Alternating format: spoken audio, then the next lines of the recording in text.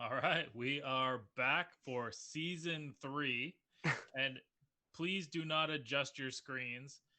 Chad did not get better looking. Chad is still on his vacation. So the slick Rick of all sports has decided to join us for the next few Vagina. weeks.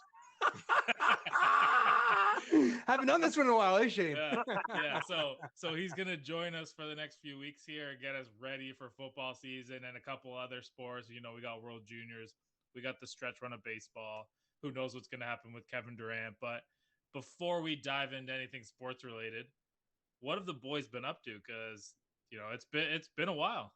It's been about a month since we've been on. Yeah. Go ahead, Joe. I have just been doing dad life, man. That's pretty much all I've had the opportunity to do, picking up all those soccer games that I can, right? And watching some good baseball. There's been a lot of good games. Unfortunately, I'm not watching a lot of my Red Sox games because the errors are just bountiful right now, aren't they? Love it. Doubt. Yeah. Man, I've been doing some slick Rick all sports. People that have been tuning in, thank you very much. This past weekend, I got upset by one of my idols, one of my legends. I went to the Shaw Charity Classic with a sign for John Daly. Waited for him to finish dinner and everything, and I got shut down for a sign for an autograph on the sign. So, lesson learned: celebrities are not always what you want them to be. It's like when you get that meme from The Simpsons when you see the heartbreak just happen, eh? Yeah, I felt like a little kid. Walked away with my tail between my legs. It was very upsetting. But other than that, been enjoying the beautiful weather, getting ready for the stretch run, getting ready for football. And it's a pleasure to be on the show, boys. Yeah, and this is season 3, so we're going to kick season 3 off right. At this point, we're going to drink whatever kind of drink we want in season 3 because, anything but Shake Lager and Bangarang right now. Free agents? We're free agents, yeah. I know Liam's surprised. He's like, you guys don't tell me anything. But, yeah, it's no big deal. Let's jump right in. NFL preseason started. We finally are past our last Sunday with no football until February. So Hall of Fame game went by. Rick, I know you're excited. You got your Raiders jersey on. We should give you the floor on this one so that you can give us a little breakdown on how it was to see your team play again. Yeah, for sure. So obviously you can't get too excited because it's the Hall of Fame game. And you can't take too much from it, especially considering we're playing Jacksonville. But the way I looked at it is that I just wanted to see if we were executing the new offense properly. I wanted to see how comfortable guys were doing so. Derek Carr didn't play. Devontae Adams didn't play, but Josh Jacobs did play. And we did have a lot of guys on defense playing. And Jarrett Stidham was playing, who, we all know is the understudy of Tom Brady. And, you can't take too much from it, but, he did run the offense very, very well. He's obviously comfortable in the Josh McDaniels offense. I felt like our timing was really good considering it was the first game. Our kicker was good because our kickers are always good. We'll talk about that later. And, when it comes down to it, we had one penalty the whole game. So, that's not Raiders football. No, it's not Raiders football at all. That's about. So if I take anything away from the game, the screen, you could tell it was the Josh McDaniels bubble screen game because we ran the bubble screens pretty much to a T all game. The timing seemed to be good. The tackling seemed to be better. The coverage seemed to be better. And like I said, one penalty, which was an illegal man downfield on a screen pass, which really isn't a penalty. I'm talking like false starts, offsides, pass interference, stuff like that. It was very encouraging as a Raiders fan to only have one penalty in the game. And Josh McDaniels is from Canton, Ohio, or just outside of it. It's the first time he's ever got to coach at home. So his whole family was there. And, whether it's preseason or not, it was nice to see the offense running very, very well early. And, I just hope that continues along. Yeah. The number one takeaway sorry, Kaylin. So I didn't watch a ton of the game. Like I said, I picked the over. I was just kind of like back and forth. I more watched the Jays game. But the big takeaway on the sideline is every single Raiders player had pads on, and all the Jags players that weren't playing just had their jerseys on. And I think that's a big thing. I think that McDaniels probably enforced that and made sure that these guys are ready for game day, even if they're not playing. Yeah. And it's just Jacksonville being Jacksonville, and Doug Peterson might bring in a new era there, but when your first overall pick, second-year quarterback, and your second-year running back are just sitting there with their backwards hats and a jersey on, don't seem that interested in the game, I don't know what that means for your season. Yeah. Well, yeah, like Trevor Lawrence didn't look the greatest again, and I don't know. I'm not totally sold on that guy yet. We'll see if he makes strides this year, but I don't know. It's looking like a sunshine bust to me, but we'll see. All right, so I got a couple questions for you there. Yeah. Josh Jacobs, the only starter really that got to see the field there, and he played enough. I think that for a starter, which I consider a starter, he got like 10 snaps or 10 carries or whatever, 50 or 5 carries, 50 yards. Yeah. What's the deal with that? Like, is he earning the stripes here on a McDaniels? I know McDaniels is the running back's got to play, but what's happening?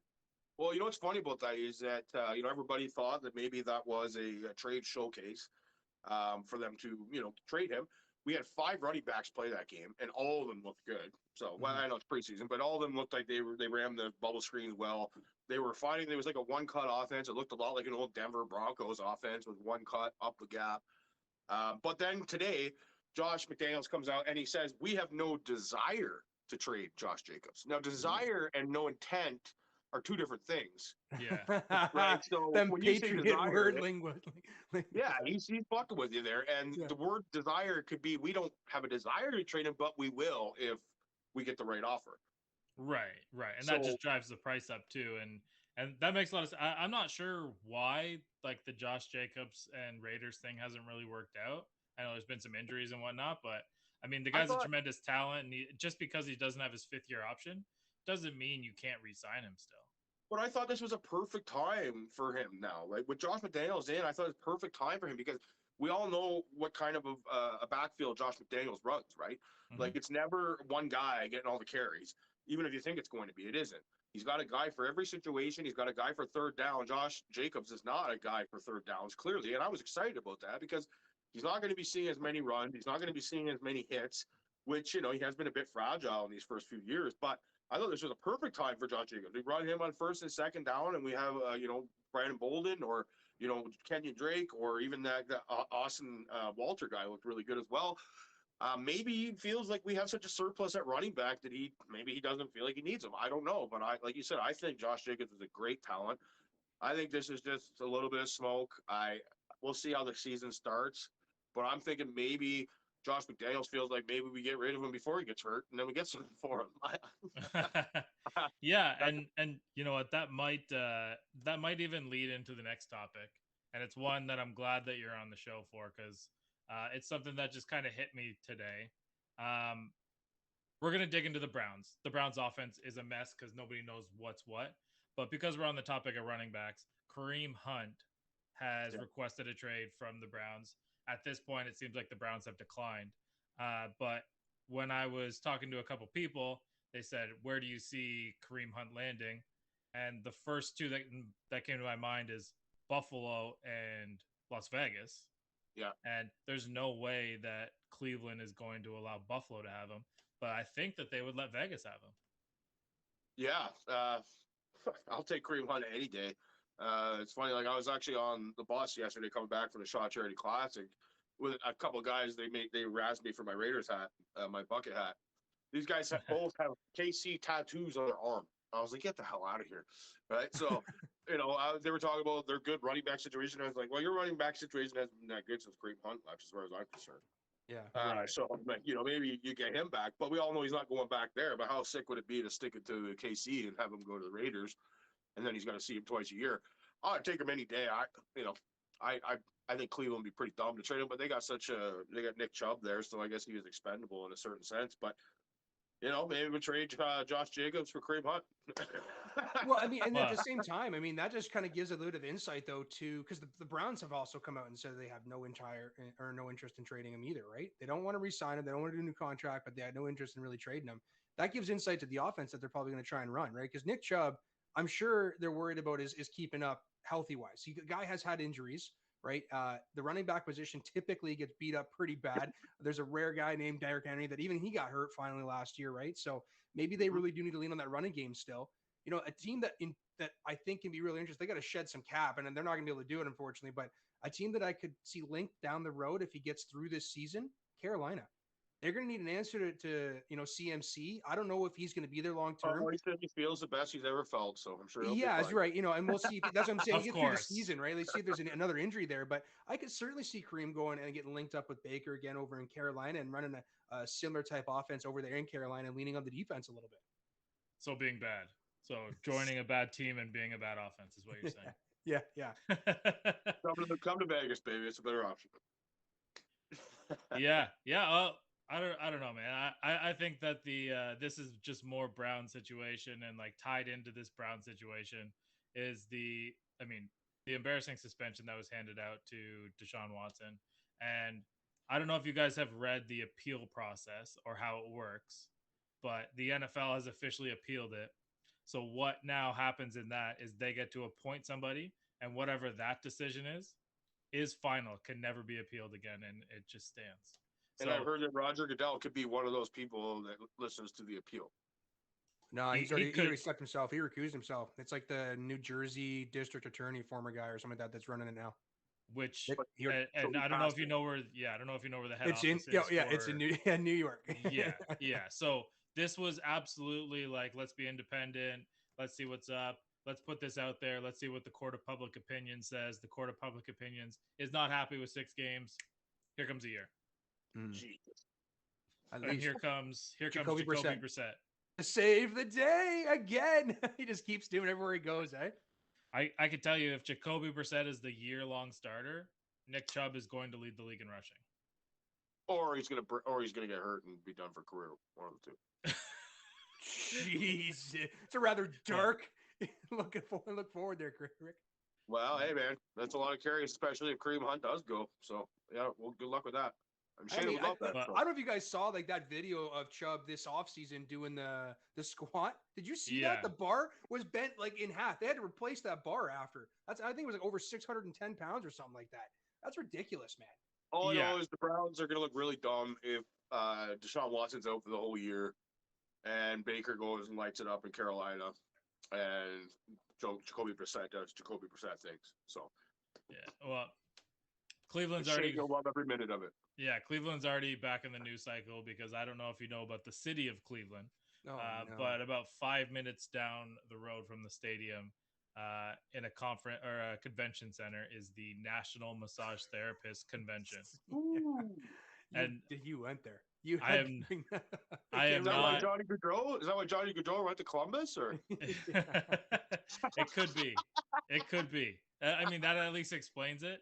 And like that kind of money flying out of Columbus's pockets, and then we look over and we see what the Flames do with Huberdeau. I don't get it. I don't understand how you give that guy 8 more years. But hey, you gave up. Like, you need somebody there. You need somebody where you're C, I guess. Oh, Rick's gonna fire back. I can see it. He likes Hubie. You like Huberdeau, don't you?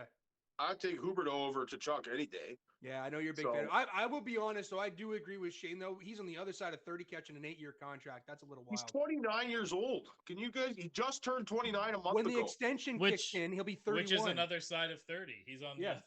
It doesn't matter. Hockey players aren't football players, man. And when it comes down to it, you got to fill the hole somewhere. And even if it does slow down in the 4th, 5th year, it doesn't matter. You're getting these 3-4 years are what matter. This team isn't that bad. This team's built to win right now.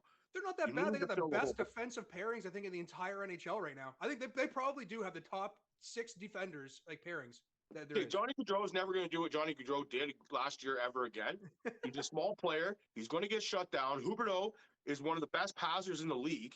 So when it comes to best passers in the league, Joe Thornton has been good forever, and I don't even like the guy because he's a good passer. He's a good setup man. Jonathan Huberdeau will be a great setup man. And watch Elias Lindholm score 50 goals this year. Yeah, and we're on the topic of great passers and a guy that is having a little bit of elbow issues. And I'm not sure what the Rams can do next because I don't think that they have a 1st-round pick for the next 5 years. But you guys believe in any of this stuff about Stafford having like serious elbow issues? Because why, if he has serious elbow issues, there's no reason for him to be practicing, right? Hasn't he had a serious elbow injury since like 2011? Yeah, like ever. He's always had like that tendonitis issue going on. Yeah, I don't know. I feel like he's always had a bad elbow. So yeah, and a bad back too, and like he's got a lot of stuff going on. But it doesn't bode well for the Rams and definitely Rams fans if for some reason he can't play. Well, especially they just lost their left tackle, right? Yeah. He retired. So I mean, that's going to be pretty rough to replace, and he's going to be catching some hits from behind. Well, they lost Robert Woods and Odell Beckham, so it's like, you know, that's two big losses, right? Cooper Kupp's there, but you know, other than that, I don't really know what else they're going to be doing there. Well, I mean, the Rams usually find a way to figure it out. I'm sure Cam Akers coming back healthy is going to help them out at least a little bit, but that elbow would be something to keep an eye on. And you know, like not like Matt Stafford's flying up your board of who you're going to draft on your fantasy team, but that might be a stay away kind of guy for this year. Well, I'm surprised the Madden rating was only 85. It was like, holy, this guy's only, he just went to the Super Bowl. Like, he's been one of the best fantasy quarterbacks in the league forever, and he gets an 85. Like, maybe he's just faking an injury because of that. I don't know. Well, I'll just play devil's advocate. I think LA's their timeline is really already shortened. It seems like, like I know like right now they're just going to be taking advantage of what's historically a very weak conference in the NFC right now. I think, right? So they can kind of sit on top for there, and hopefully their defense can keep them in it. But they're certainly not going to be winning games this year off of their offensive back. It's not the play action game shot deep. I don't know if it's going to be there this year. Yeah, I mean, in the NFC, you have to be better than Tampa Bay, who I don't think that they are.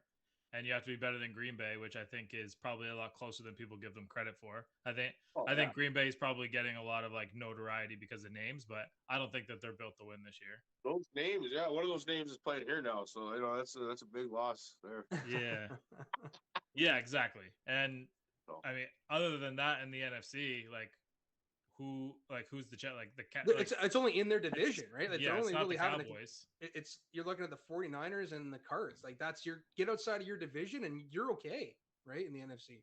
Well, for them anyway. Yeah, because like when it comes down to it, and you know, like maybe we'll let Kaylin do this so he can get sensitive about it. But are you a believer of the Eagles now with what they've done? Oh, okay. So I'll say Rick actually heard me get pretty emotional about this the other day with an Eagles fan. With an Eagles fan. Now listen, and when it comes down to the argument was, who would you rather have a quarterback? Was it Jalen Hurts or was it Ryan Tannehill? That was the back and forth. Of course, we were both a little bit biased here. They're both mediocre quarterbacks in the grand scheme of things. Whoa. I'm gonna say it again. You didn't say he was mediocre. Yeah. Wow. All right. And I'm going to come down to this. Listen, they built an offense that can certainly help the guy. They got two amazing wide receivers there. I don't think that AJ's injury issues that he had last year are going to be something that lingers. The guy's built like a brick shithouse. But you still have to realize that it's Jalen friggin' Hurts throwing the ball. This guy has not done very much to show us what he can do as a quarterback outside of running with the ball, which we know at year 3 can certainly get shut down by defenses, right? That's when rushing quarterbacks certainly start to tear off, unless you're somebody like Michael Vick, who's just an athletic freak that's out there, or even a Deshaun Watson, who I still think is an athletic freak too. Like, I just don't think that Jalen Hurts is the answer. He's a freak for sure. Quarterback. Yeah. I don't think he's an answer at quarterback for them. We talked in the argument that we got went the back and forth. There was an argument about, big games and Tanny doesn't win anything big games. This is a quarterback who he got chased out of a championship game when he was at Alabama. And as I said to the Philly fan, he had to run to the Big 12 to bad defenses to look good on offense in his senior year. So I don't know. I'm not buying into Jalen Hurts. I certainly think there's going to be some growth there. And we know me calling Tannehill mediocre. I know what Ricky's feelings with Tannehill is. And A.J. Brown certainly, when active and when healthy, made Tannehill look like a far better quarterback than what I always say he is on Mondays and Thursdays. Wow, there you go. So it sounds like the wound is not quite healed for Kaylin yet. Stop it. So you're buying into Jalen Hurts then? Is that what you're saying? I want to just say quick, like when we talked on the show at the beginning of last year, Shane knocked Jalen Hurts huge. And I was like, hey, I haven't seen enough from this guy yet. I don't think that he's as bad as people think he does. And I still don't. I watched him play. This guy's a playmaker. And if you want to say that Michael Vick, that he got away with it, well, he had just about the same kind of numbers as Michael Vick had in a season last year. If you were looking at some of Michael Vick's passing seasons, he didn't have the greatest passing season. Sometimes it was only around 15, 16 touchdowns. Yeah. His interception to touchdown ratio is very similar to Ryan Tannehill's when it comes to throwing the ball. Yeah. He's only a third in the year in the league, And you want to talk about receivers? His number one receiver last year was a rookie. Okay, and not many quarterbacks have a number one receiver that is a rookie. Now they have AJ Brown. This guy's second year. I believe that he is a very dynamic player. I'm not saying that if I would have taken Tannehill going into this year right now, I might take him this year, but I think that scale is going to tip real fast. Because I do think Jalen Hurts has got some special talent. I don't think that he is going to be a Hall of Famer by any means, but I do believe that you're going to want him, especially if you're going into fantasy. I do believe you're going to want him over Ryan Tannehill. And we all know what I think about Ryan Tannehill. The guy panics all the time. He doesn't make good throws under pressure, and he gets sacked a ton. And I just don't like him. I would take the mobile guy. I know that he has some touchdowns rushing, but he don't have 800 yards, almost 1,000 yards on the ground. So. Well, And the division sucks balls too. So you take the best traits of both of those guys, and you have Malik Willis, and that's pretty much what Tennessee's setting themselves up for, is to have a guy that can run around and throw inaccurately, and that's what the Eagles have right now in Jalen Hurts. He'll show you flashes of brilliance, and then you'll be scratching your head at a play here or there. Jalen Hurts will never be Dak Prescott, and I'm not saying Dak Prescott is like the next guy, but that's comparable to him in athleticism. Which is so funny because I always say Dak Prescott is just Ryan Tannehill 2.0. Well, let's just go bet right now. I bet you the Eagles finish ahead of the Cowboys this year. Well, I really am. Okay, I'll take that. What you got? Oh, you like the Cowboys? We'll bet a couple Skittles off air, but yeah, I'll take that bet with you, no problem. Sounds good. My only worry, and just because I don't want to touch on before we go into whatever the next topic is we have here, but you mentioned about Vic and how long their numbers were eerily similar. The one thing with Vic's era though is it took defenses 5 years to catch up to him, like to even get as athletic as he is. Like now you've got every corner's running like a 4.2, 4.3. They're all agile. It's how the linebackers are running 4.3. He still had 800 yards rushing last year. It's not like they didn't know he was going to run. No, I get. What I'm saying is that when you come into your third year, you got 2 years of tape, and that rookie year is really kind of a big learn curve. You're not like you don't grade that out as a defense when you're looking at them, right? They're going to have that now full year on tape, and outside of AJ get with the intermediate underneath throws, I'm really worried about the guy throwing it deep. I mean, these are offenses though that have been around for a long time now. It's like when Michael Vick started doing it, nobody was doing it. Now people have been doing it over the years. Oh, there's tons of guys that have ran those same similar offenses with the run and pass option and everything. It's not like defenses don't have like a film on what these offensive look like. It's not like, oh, we got Jalen Hurts, I wonder if he's going to run. They know what these offenses look like. It's not the same as it used to be when Michael Vick just started doing it out of nowhere. These guys have been doing this for years now. Defenses are ready for that already. They're not just like, oh man, I think he's gonna run this week now. No, like they fucking know he's gonna run right from the beginning. It's not the same. So, but we'll see. Yeah, and there's ways to play defense around the running quarterback. We saw the Chargers do it to Lamar Jackson in the playoffs. We've seen every team do it to Lamar Jackson in the playoffs, except for Tennessee. Do it hey, year one, year one. But yeah. So. Is Jalen Hurts ever going to be Patrick Mahomes? No. Is he better than Lamar Jackson? Probably. Like, is he better than Kyler Murray? Probably not. Only time will tell. That's why we play the games, baby. Well, and that's just it. And, like a guy that might be playing games for a different team, it's looking that way, is going to be Jimmy G. And I have an interesting destination as to where I think that he might land. But I don't know if you guys want to go first, or you want me to just tell you where I think he's going to go.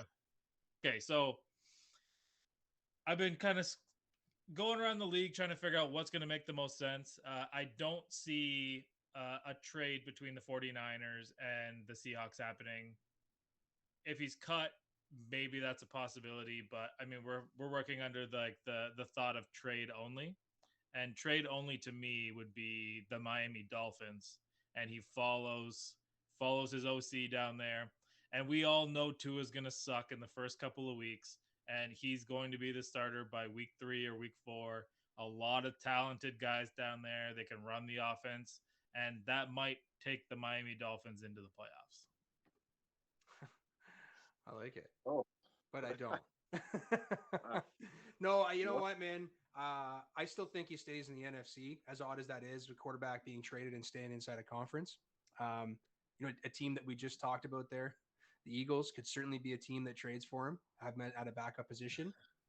Hey, mobile quarterbacks can get injured. It's nice to have that there, especially if you're thinking that this is your push. You're going to leave that situation as a backup to a mobile quarterback in San Fran to go to somewhere else to back another mobile quarterback. Does he have a no trade clause? Who? I don't think he has a say in the matter. So that's where he might get dumped off there.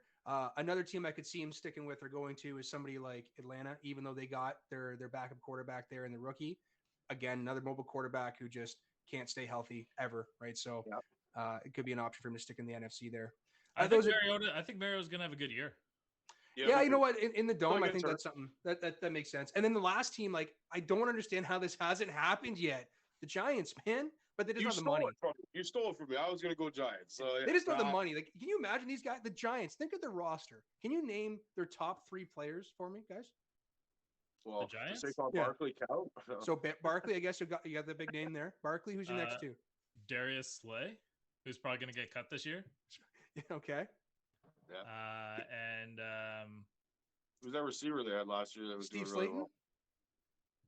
Oh, the small guy, right? I can't remember what his name is. You don't even know what his name is. This team only has a $1.5 million in cap. How poorly built is this team? We can't name anybody on offense as far as names. I just asked the top 3 players. We know how much New York people love good-looking quarterbacks. Okay? So you know what I mean. This is a perfect spot for Jimmy G to go. Yeah.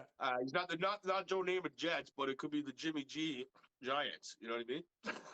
So, yeah. Hey. Oh my God, Rick! If he gets traded there, man, you better start getting that out there trademark right away. The Jimmy G man. Yes, exactly. It's perfect. It's a perfect spot for him to go. It doesn't matter where he goes because he's going to get hurt 5 games in it anyways, and it really he's irrelevant to me. Jeez, Jimmy G, hey, man. that's $20 million of irrelevance. Well, we've seen that many times before. That's a lot, but yeah, the Raiders I had $65 million of irrelevancy, which Marcus Russell. So we all know about that. Yeah, that guy, like, fuck. I can't believe that his name still comes up in sports conversations, but he'll live that way. And I mean, he's probably still living large too. Oh, he's living large, all right. He's about 500 pounds. Yeah, literally and figuratively. Yeah, I don't know. The Jimmy G thing, it continues to go on. And there's other quarterback battles that are kind of floating around preseason. Obviously, there's one that's down. That's a little bit closer to my heart. Something that I haven't had to deal with in. Well, Mike Tomlin's never not started the season with Ben Roethlisberger, so it's weird. Yeah. I can't wait to hear this because are you telling me there's actually a battle in Pittsburgh? You were selling me hard. This was just going to be Mitchell's year no matter what. Oh yeah, and it is. And, okay. And so you read the reports, and the reason that there's a quarterback battle going on is because the Steelers are trying to get a 5th round pick for Mason Rudolph, and he's not like week 1. He is not going to be on the roster as the Steelers' number 2. Kenny Pickett will be. They drafted a kid out of South Dakota State that is going to be the backup, like the guy not wearing a helmet. You know, it's a done deal.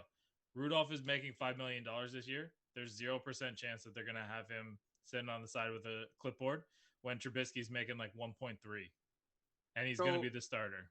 So they're going to get Mason traded out for a 5th round pick, and Sam Darnold's on the market with his big ass contract too. Who else is out there trying to get traded right now? Jimmy G. Man, there's still just a market. I can't even believe that the Browns were able to get rid of Baker.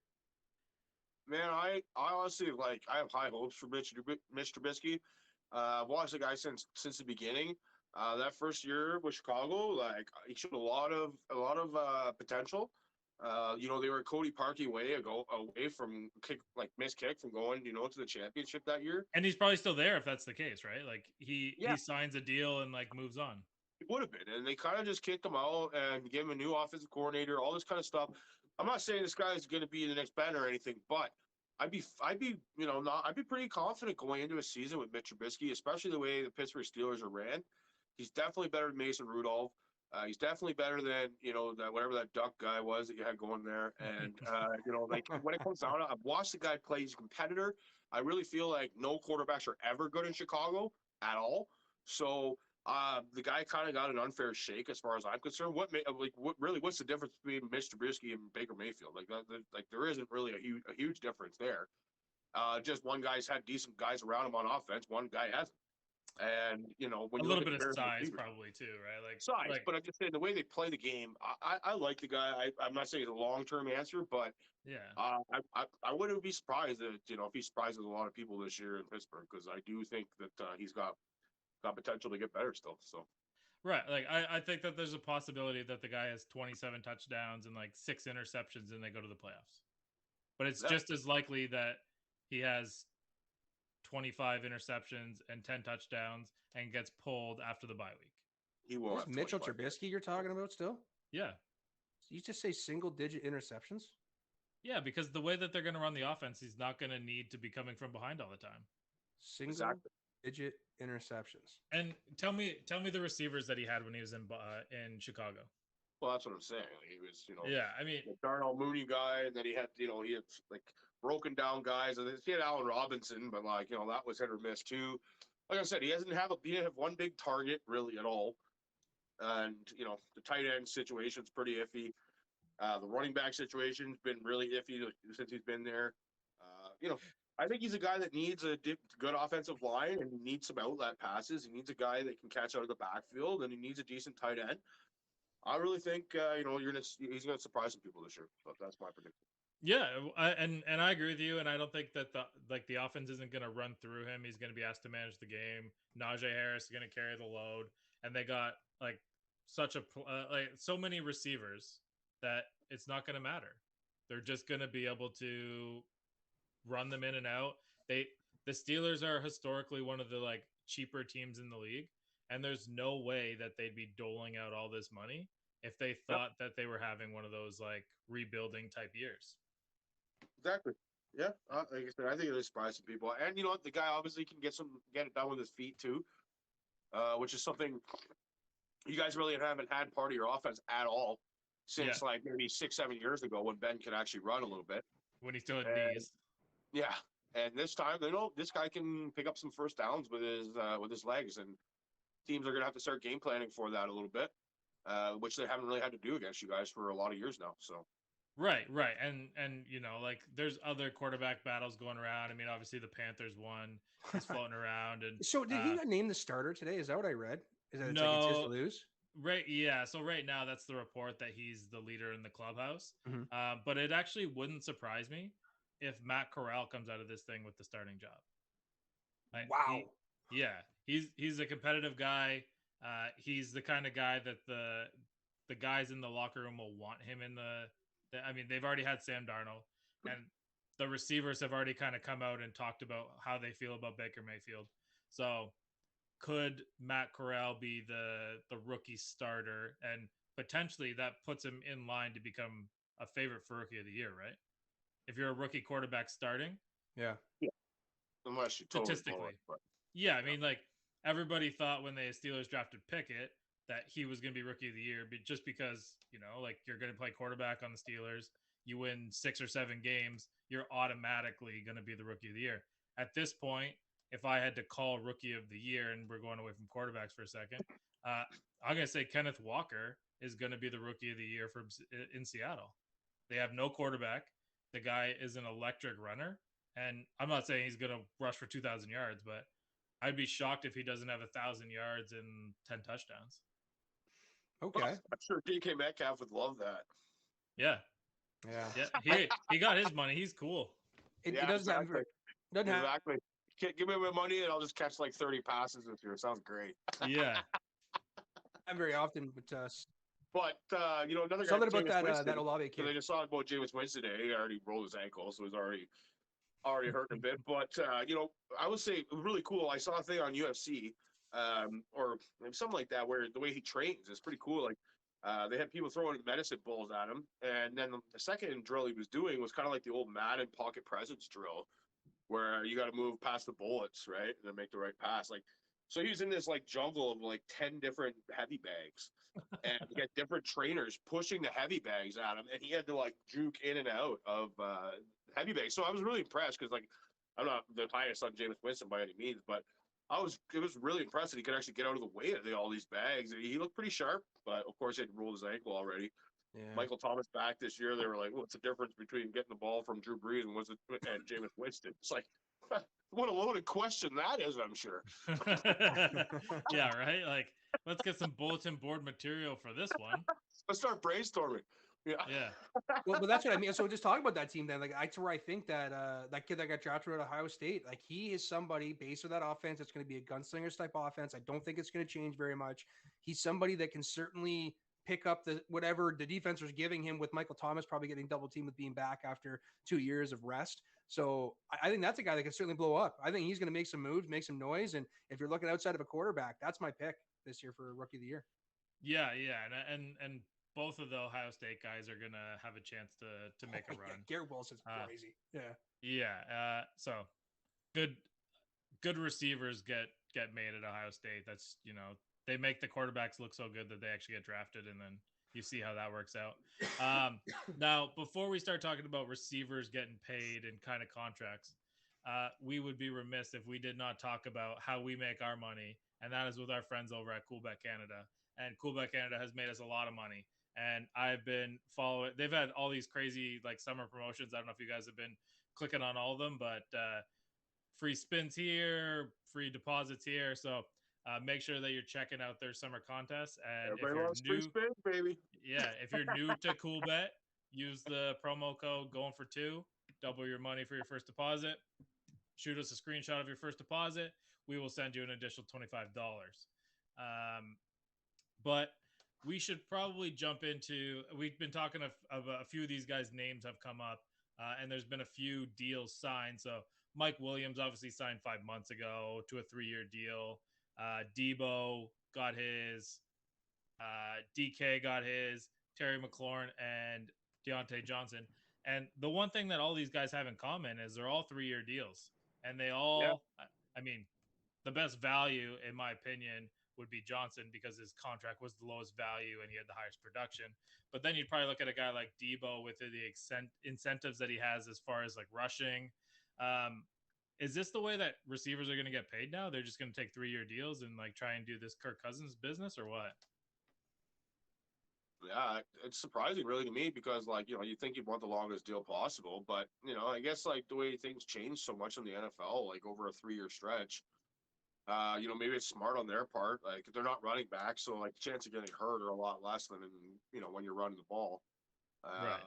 So things, like I said, things seem to change so quickly. You never know who your quarterback's going to be in 3 years. So maybe smart on their part to at least give them a couple of chances to sign a contract during their prime instead of being locked into the same place the whole time, right? So, and that's true. And I didn't even sorry, Kay, I don't mean to cut you off, but I didn't even think of that. Like, it's not like Justin Herbert's locked up and Trey Lance isn't locked up, and the Steelers don't know what their quarterback future looks like, and same with Washington. So that actually makes a lot of sense, and I didn't even think of it that way. Yeah, that's the way I would take it right away.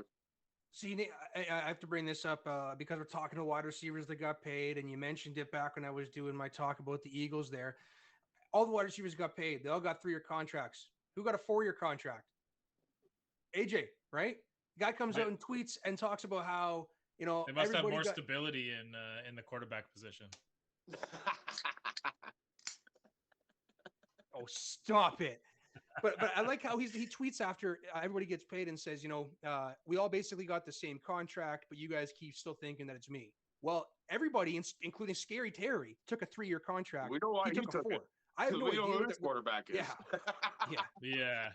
But so I have no idea what the real contract offer obviously was. But I hate when a player makes a tweet like that and he says, "Still keep thinking that it's me." Meanwhile, you're the one who's the odd man out with the contract deal. Maybe there's a reason that a team didn't want to give you the 4th year, and everybody else got 3-year deals, right? Right. Yep. And that's important too. And like it's also important to note, like none of these guys were 1st-round picks, so none of these guys had that additional year of like the additional 5th year that you can just kind of opt in or out. Mm-hmm. So good for them that they got it taken care of. I'm going to be like honest. The one that I'm most surprised in is the Steelers paying Johnson, not because I don't think he deserved it. I think he took a very team-friendly deal and it makes a lot of sense, and happy to have him because I think he's a competitor. But the Steelers don't pay anybody, and they only pay receivers when they fit. Like the last receiver they paid was Antonio Brown. Well, and isn't that just it? Like, you guys don't, you're going to have so much salary space coming into the world next year. Isn't that just it? You're probably trying to get to the floor. At this point, yeah, they're just giving out money to everybody that need. Like Minka got his deal, TJ got his deal. I mean, there's tons of money out there, and it's because they have nothing tied up in a quarterback anymore. But I mean, of the contracts, like which one of these surprised you? Yeah, well, like I said, Terry definitely doesn't surprise me. Yeah, I mean, you want to keep these guys, but like, The even DK Debo, one was the DK one for me was the big one. But the Debo one is big because it was crazy to think that I never thought he was going to go back. Like that's wild that bridge was somehow mended. But the DK one to me was the big one because him and AJ went to school together, because he's got that baby attitude. He's always about like, it seems me all the time. I thought he was going to get that 4th-year deal that he's going to hold out for that one. All these players deserved it. Every one of these guys. In reality, for a team able to get these guys for 3 years, like, and really the knee's only going to last 3 years. Like that's a great, I think all around for everybody involved, it's a great deal.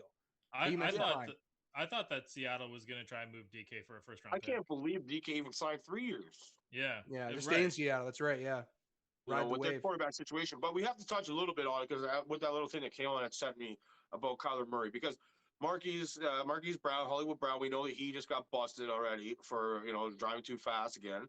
And so now they're without DeAndre Hopkins, for 6 games. They're without Christian Kirk. We know he's gone. They're without Marquise Brown now. And this is all in the midst of Kyler Murray signing this big deal. And we have to talk about that a little bit because all that stuff that came out with him having 4 hours of study and whatnot, and then him making a big deal about it, saying I went undefeated in high school and I won the Heisman Trophy and blah, blah, blah. Obviously, I didn't do that, without studying. But then Kaylin sends me this beautiful report of his Call of Duty play and finds out that when it is a double XP weekend, that he has a 500 quarterback during double XP weekends in Call of Duty. Yeah. His completion percentage goes down by almost 5%. His touchdown to interception ratio is dead even, as opposed to his career high. And it is not a coincidence that this guy doesn't win during double XP weekends. And there had to be something a little bit behind them saying he has to study, because they should put it into his contract that you have to study for 4 hours during double XP weekends. and that's what, and the cool thing about this. Yeah, I think Kaylin might have froze there, but and I don't know if I'd send it to the group or not, but I love the internet because somebody has so much time on their hand to be able to do this. Yeah, you kind of cut out, buddy. Can you hear me still? Yeah, keep going. Yeah, we're good. Oh, my bad. Okay. Can you hear me now, though? Yeah. I said the one thing I love about the internet so much is that like the people got so much time on their hands that they can find, to do this. This to find his stats, but like this was only talked about the double XP weekends. So that's talking like almost there's a weekend every month kind of thing, right? But what about the other 3 weekends, right? Someone's got to do a study on that. But it is crazy to look at the fact that this guy's overall, like his quarterback rating dropped 7 points on double XP weekends. And he's 500. Yeah, and he's 500 on double XP. So that's you can't deny it. There's a correlation here for sure. And now without the 3 number 1 receivers, now what are you going to do? He's going to play more because he's stressed out. This is the kind of stuff that you betting folks out there, Shane. This is the kind of stuff that you guys probably already know about because somehow, some way, somebody read about this somewhere, right? Oh yeah. So I thought that was really funny. We'll see. See how they do without the number 3 receivers there. That's going to be tough for them. Yeah. And then Christian Kirk, who just left there, he limped off the practice field today. I have no idea what happened with him as far as injuries go, but man, that's another receiver that got a 3-year deal, right? And just like cashed it in. And I don't know. There's something behind this. He's the one who set the train, didn't he? Yeah. I think technically he did. I mean, there's something behind this. Whatever's going on. Big topic. And this is going to be one. So we're getting older. And how do I know we're getting older? Because with all our favorite Madden guys. No, you now know every single guy that's getting inducted into the Hall of Fame. And that's when you know our favorite Madden guys, man. Yeah. So listen to, this is the guys that are going to have first-year eligibility for next year. And then I'm going to also read you the finalists of guys that didn't get in this year. And these are guys for potential class. Dwight Freeney, James Harrison, Joe Thomas, Darrelle Revis, Cam Chancellor, which I can't believe it's been 5 years since that guy's played football. Wow. Jari Evans, Navari Bowman, Carson Palmer, Chris Johnson, Matt Forte, and Shane Leckler. Those are all guys that are coming up for first year. So like you pretty much put a check mark beside every single one of those guys. Carson Palmer has probably got the asterisks because I'm not sure if that guy's a Hall of Famer, but I'm sure there's I'm sure there's a case that could be made. No, like not a chance. Yeah, well, I agree. But I mean, still a chance. Yeah. Guys that didn't make it for last year: Jared Allen, Willie Anderson, Rondé Barber, Devin don't Hester, even bring that up. Torrey Holt, Andre Johnson, Zach Thomas, DeMarcus Ware, Reggie Wayne, and Patrick Willis. So we're pretty much we're talking about the hottest football players of 2003 to probably 2008. Like that's the class that we're looking at right here. And I think it's going to be wild. I mean, it's wild to think that somebody on that 2022 list is probably going to have to wait a second year to get in. And somebody on that 2023 list that should be an automatic, call it. I'm going to say James Harrison gets the snub because he wasn't always kind to the media. But I mean, a guy with that many sacks. If you have Marvin Harrison in the Hall of Fame, you have to have Reggie Wayne in the Hall of Fame because they're like that's hand in hand for me. And you have to have I can't see how Jared Allen isn't in. And like the man that started the fine. If Isaac Bruce is in, then Torrey Holt has to be in. Right. Jared Allen was the first guy to get fined for going down to a knee for a celebration. Remember doing the lasso? He set the tone for that. Yeah. Well, I'm saying just strictly off of the way things went. Torrey Holt's got to be in if Isaac Bruce is in. Reggie Wayne's got to be in if Marvin Harrison's in. And Andre Johnson, how is Andre Johnson's got to be in? Yeah. Patrick Willis got to be in. I don't think I don't know if stats wise they're comparable, but when I think Andre Johnson, I think Calvin Johnson, like a guy that got stuck on a team that couldn't do anything. Yep. Matt Schaub and still had fucking amazing, crazy years. Yeah, and like the Rondé Barber of the world, like how he's not in. I mean, that's a hot subject on here when Chad's on here. He gets super super excited about it. Oh, for sure. Devin Hester. I don't know if Devin Hester is supposed to be on there, but. But Devin Hester's impact, he'll probably get in a few years. It'll be one of those years where there's not enough other good guys, and he'll maybe sneak in because he probably should be in. He made a lot of game-changing plays, but Shane Lechler, he better be in because that's all we had for 20 years, baby. There's no way he's in for the first year, but no, but eventually, like Darrelle Revis, I could pretty much lock that up and say he's first ballot done. But Cam Chancellor. He's an interesting one because I'm not even sure if he gets in at all. Man, honestly, I think that guy as a whole, like the Legion of Boom as a whole, deserves Hall of Fame. As them as a 3-pack, right? But or as a 4-pack. But individually, I really only think that there's one player that comes out of there that becomes Hall of Fame, and that's got to be Richard Sherman. There's no fucking way that Brandon Browner is going to be Hall of Fame, right? And he's in jail. Yeah, exactly. and Earl Thomas is man. Texas boy. I loved Earl Thomas, but I think that the way that he went out of the NFL, I just don't think that there's going to be an opportunity for him to get the Hall of Fame unless it's near last ballot for him. So I don't know, man. I think, yeah. I don't know. If you were to ask me Earl Thomas or Cam Chancellor, I think I'd be probably more likely to take Earl Thomas. But I agree. I agree. Totally. Yeah, I lean that way 100%. I just think the way that he went out, his career, flipping the bird off to Pete Carroll, the media shit, him basically being shunned off of the Ravens for fighting. Did come back last year? Did he? He got shunned out of he got kicked. He got cut from the Ravens after he got in a fight. I don't think he's ever come back from them. Oh, there was who's that old safety that came? Oh, that was Weddle. Sorry, tripping up. Eric Weddle in the playoffs. Yeah. So between he's been gone a couple years and he left the last team unceremoniously. And Cam Chancellor, I mean, let's be realistic. The guy wasn't a coverage guy. He was your in-the-box safety while Earl played over the top in that cover 3 style that they played the whole time. And he just destroyed tight ends, and he fucked up running backs. Like, that was what his job was there. There's not enough there for Hall of Famers. No. Great highlights, man. Highlights do you show your kids when they're old enough to understand what a hit actually looks like? But, no, not Hall of Fame, unfortunately. Well, they won't even show his highlights anymore because, it's too many blows.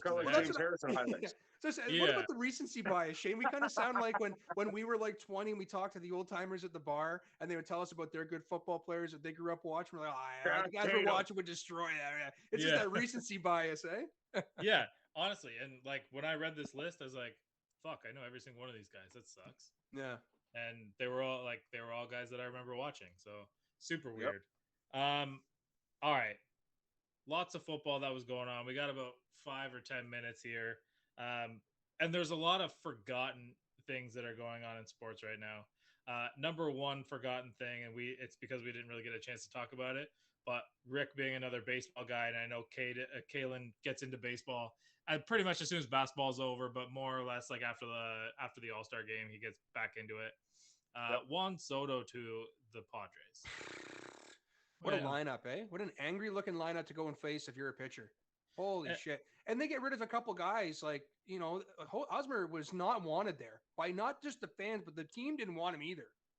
It almost got awkward. It almost got really weird there. And I mean, the Padres in general have decided that spending money is, you know, that's important to them. And, you know, I think Hosmer was the first one to kind of go in there and take the contract from them. But since 2018 to now, they went from 71 million as a payroll to this year they're at 214 million as a payroll. Jesus. San Diego was just really soaking in all that new revenue from not having a football team around, eh? Well, I think that they need to do something to stay relevant, and you need something to bring the fans in. And is the Juan Soto trade good for them? Absolutely. Does it matter what they gave up for him? I don't think so. I don't think it really does. Obviously, there are some guys out there, but who gives a shit? If the name in the prospect list isn't Dominguez, I don't care. That's what it is right now. Or O'Neal Cruz. Like, I don't care what these other prospects potentially can be. I know 2 of them have already made the big leagues and played some ball. The other 2, like, they're prospects. And then the one may never even play in the big leagues. He's not being projected to make it. My biggest surprise out of that, though, was how they, and I know he's only a 1-year rental, and he's 29 years old, and that's young in baseball, but Josh Bell going back there. That guy is a hell of a hitter, too. He got, 15 home runs at this point. He's got a higher batting average than Soto going over there. He's a great player to have off the bench, too, if you need a DH or something. Well, if you need it. I think, more like more important, or not important, but, that stands out to me is if you want to learn how to dismantle a championship team in 3 years, well, you just look at what Washington just did.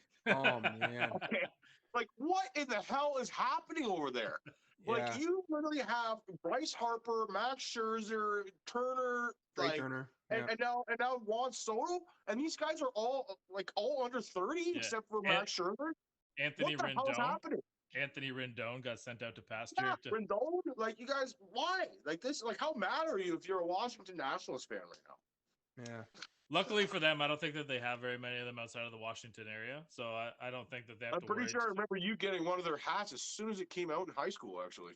Yeah. It was a cool... Do you remember why? Do you remember why? Because, I don't know, the Expos? No, Alfonso Soriano was there, and he was that was the year he went 40. That was the year he went 40-40. Nice, but that's a way to blow it up, boys. Jesus, that's that's a lot of Hall of Fame players probably going off that roster within 3 years. Yeah, and San Diego sucks. They haven't done anything in my whole life, so I expect this to completely bomb. Well, and I expect for them to still lose, and it'll be awesome to watch a $500 million payroll lose. Look inside their division, man. Okay, they've lost 4 games in a row. That still isn't starting off too hot either, right? But 3 of those are against the Dodgers. That's right. That's the problem. Well, that's what I was going to lead into, is that you're playing against a team that inside of your own division, you're still 15 and a half games back, and you're in second fucking place, man. That's who you're going to have to beat, though. That's it, yeah. Buckle up. Yeah. And that's the thing. So, the Padres have to go through LA to make it into a World Series. And LA kind of has to deal with the Mets, and the Mets and LA are going to be pretty good. But think about for us, hometown. I mean, the Blue Jays. Yeah. The Blue Jays had a pretty a yawn of a deadline, but I was okay with it. You know what? If you can't get the big name starter, it doesn't really matter because this wasn't a year. There's too many players to pay, and like you said, if you can't get the big guy, then don't waste it on some average dude. And when you got Bichette and Guerrero and all these guys, you're going to have to pay anyways. And you know what? I've said it all year. They needed a new coach. Charlie Montoya is a bomb. And you know what? It hasn't totally worked every time, but the way John Schneider is coaching this team, he's using guys' strengths in ways that Charlie Montoya was not. Right. And our pitching has been iffy here and there.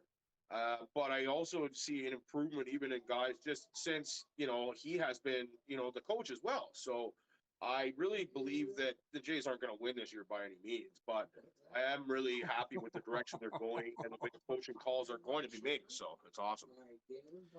Yeah, no, and I agree. And you know, like going through New York and going through Houston, those two teams loaded up pretty heavily. I think that this past series against Minnesota pretty much showed you what the Jays are. Is they're going to be a 500 team against first place teams, and they're going to be able to beat the shit teams. But I mean, they're getting crushed by the Orioles tonight right now. I actually think it's going to be Mets and Yankees, probably a repeat of the Subway Series, 22 years in the making. That's when you used to actually be a Mets fan, right? Well, hey, the Mets, yeah, the Mets have always had a place, and again, like another Alfonso Soriano team, follow them around, you know. But it's crazy that Houston, even through their rocky road turmoil of cheating and everything, they're going to still stay so relevant. Like their fans they don't have to care about it. Eh? I don't think anybody that outside of baseball, if you told them the Mets are as good as they are this year, they would laugh in your face. I think the Mets have kind of done this under the radar. They're putting together a beautiful season. Yeah, and DeGrom looking great. DeGrom looked fantastic the other night. So it's really cool. I remember how much rumble there was back then for that Subway Series. And you know how much publicity it got. You know, they were literally taking the subway to go play these guys. Is that when Delgado was there or what? It's great for baseball. Yeah, so that was so long ago that would predate that would predate 9/11. Yeah, so like that's how long ago like that happened, which is kind of like crazy to think about that being 22 years ago. Really quickly, last thing, kind of snuck up on us, and it actually snuck up on us on this show again. The World Juniors start tomorrow, and and everybody that I've said it to outside of this show is like, huh? And yeah, TSN's obviously not advertising it. I'm sure there's like political reasons behind that. I'm sure that they're going to show the games. I haven't actually checked my guide, but I would imagine they're showing the games. And I also believe it's in Canada, so I think the games are going to be on at reasonable times. Yeah, Red Deer and Edmonton as well. In Edmonton, yeah. Yeah, so I mean, I don't know. I did a preview for this. Like, I did a preview on Slick Rick for this, and it sucked because we did a huge thing for it, and then they played like 2 games. Canada won like 7-0. They canceled the tournament. So maybe it was the match. Maybe it's because Canada was going to kill everybody. I don't know.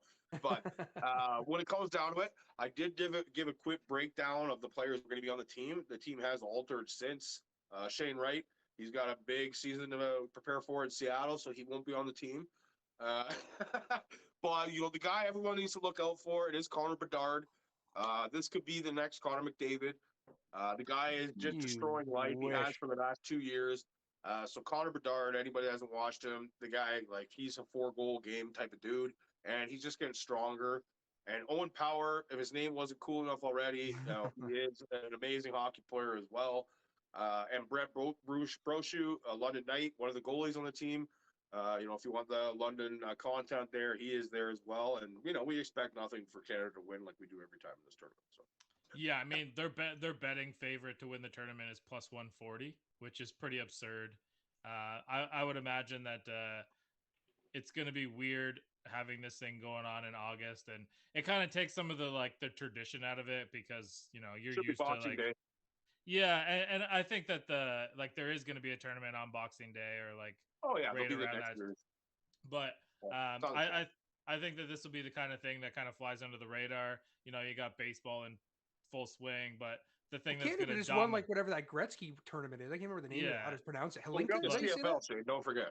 The CFL's out there. Edmonton Elk are fantastic. So. And the actual like the preseason for the NFL is fired up here. So there's going to be so much to watch out there that this is probably going to be something that slips under the radar. I'm going to pay attention to it. Like always. Absolutely. But it's too bad. It'll be nice for the bars and stuff to have it out there, but it's too bad. It's hard to wear a hockey jersey in August, man. Too hot. Especially in Southwestern Ontario. Yeah. I think it was 50 degrees today, but yeah, I mean, I'm sure that unless Kaylin is going for Team USA, I'm sure that we're all thinking Canada's getting the gold here. Hell is that about?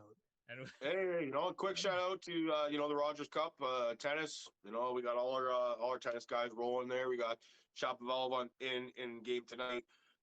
We got OJ Aliassime, and we have Lily Fernandez back as well, which we had an injury scare with her, and we got Bianca. So we got four people we're rooting for in the Rogers Cup. So you know me, I always throw my tennis in there. There you go. So yeah, so you got tennis to watch, or you got World Juniors tomorrow. You decide. Yeah. It's gonna kind of feel like November NFL football or the World Cup. But we'll get to that when it comes time, which I also think is a weird placement for the World Cup. But let's sign off. Make sure that you're checking out the Instagram and all the socials. Josh has been out there crushing the TikTok. He's all over all of our socials, so we appreciate Josh for keeping up with that. Now that season 3 is back in full swing, you can expect lots of content and lots of new things to come, and we will catch you next week. Yes,